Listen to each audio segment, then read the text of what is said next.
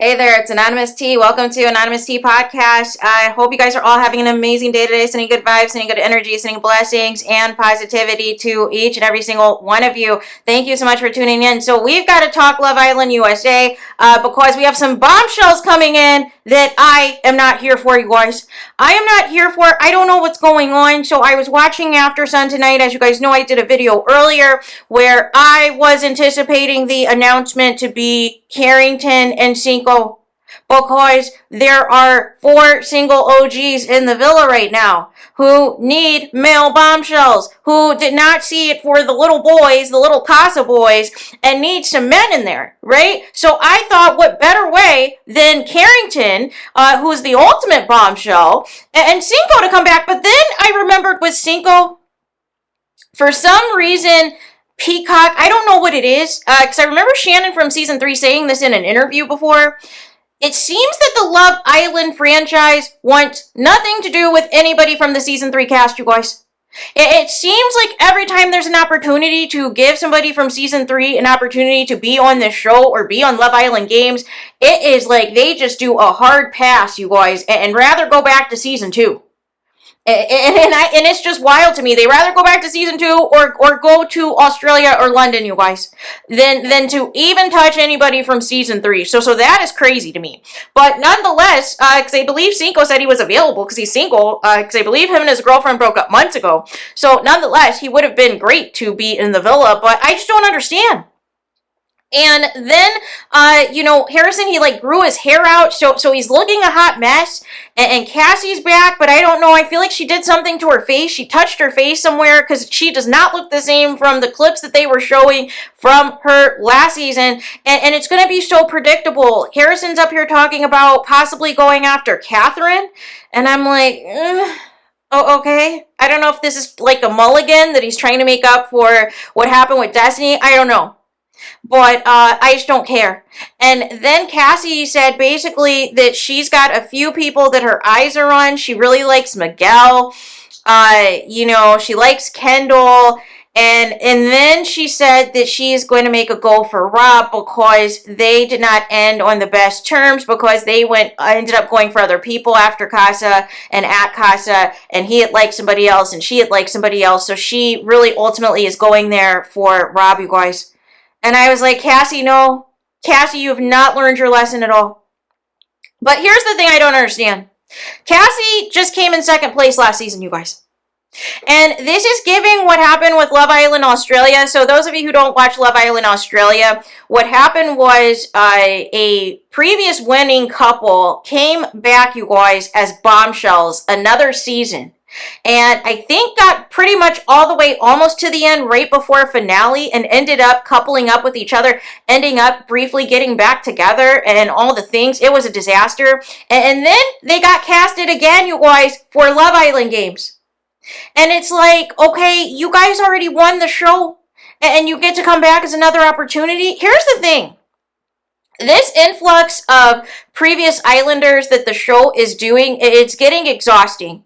It's getting exhausting because I don't feel that it's fair to the people who are, trying to apply for this show. But I also blame the people who are specifically scouting out people on Instagram. You need to go back to the old format of reality TV where people who genuinely are interested fill out the application, like what Justine did. Filled out the actual application for Love Island, you guys, to be on the Love Island show, and it's just a train wreck. Ariana is claiming that people don't want, that they're having a hard time finding male bombshells, so that means we have to go across the pond, and we have to go down under to find people. But because here's the thing, how are any of these situationships going to go the distance if one person lives in London and you live in the US, or one person lives in Australia and you live in the US? It's not going to work. It is not going to work at all. It is no more than a fling. It is no more than a holiday. And since US ends in a couple of weeks, there literally is no stable couples. And people can say that Nicole and Kendall are the most stable, but they're not going the distance, you guys. They're not winning the show. Because Kendall's actions, he's about to be exposed movie night, right? So After Sun, I feel like After Sun needs tweaked. as well. I like Mara, but as these episodes start to go on, I'm getting a little agitated because she's cutting people off, and she's cutting people off that have like actual things to say. I felt it was kind of rude to cut off the Casa people, because the Casa people had a good, and this is the issue I have. If they disagree with what somebody is saying, they cut them off. And I felt the Casa girl had a great perspective. She said that she watched the show as it pertained to Cordell and Serena. She felt from her perspective that Serena was playing cat and mouse with Cordell. Sometimes she liked him, sometimes she didn't, and was kind of just trying to hang on unless, you know, she was at risk for being dumped or unless a bombshell showed Cordell attention. Then she was all about him. And she said that there is a complete 180 Cordell did in Casa now that somebody is interested in him, and that he seemed a lot more happy and he wasn't stressed. But they didn't want to hear that, and they want to push this narrative that Serena and Cordell should get back together, which I think would be a huge mistake. Listen, I understand that some of you stand some of these Islanders, but I hate the typical production move of trying to force toxicity back together, you guys, for the sake of the show, for the sake that you like the personalities involved. No. They can find happiness with another bombshell if you actually brought other bombshells in, but I don't understand. There's way too many people right now in the villa as it is. There's way too many girls in the villa as it is, and unfortunately, I think this week we're going to lose some OG girls because there's too many people. And you guys dropped the ball with the bombshells. Why add another girl? And not just any other girl, the people from last season. Literally people from last season. What, like, do people get like a couple years or something to like have a reprieve or something? You can just come back in a few months? Make it make sense. Or the following year, but yeah, Johnny Bananas was on the panel along with KK today, which was rather interesting to say the least. Now KK is saying that she wouldn't have left the show last season had she, you know, had the right girlfriends in her ear at the time, and if she knows then what she knew now, even though she kind of knew what was going on with Keenan to begin with, and still decided to leave the show with him. But nonetheless, KK says now that she would have, you know, stayed and tried to find love again. I just didn't understand, because you were a fan favorite. You were always voted at the top. We didn't like Keenan, and we were going to get you to the finals, girl. Just complete and utter fumble of the bag as far as I'm concerned. And then Cassie was asked by Mara if she was just there for the check. And so then Cassie was like, no, she actually genuinely is hoping to find a second chance at love. And I don't believe it. But we'll see what happens, right? But I'm just so disappointed. This season was giving, you guys. This season has been entertaining. This season has been on point. And then you do a dud like this with the bombshells. It's like, it's completely tone deaf. It's completely a lack of self-awareness. It's the audacity. It can't be that hard to find male bombshells, you guys, that want to be on reality TV. Make it make sense. But all of a sudden you have these influx of girls who are willing to be on TV? No.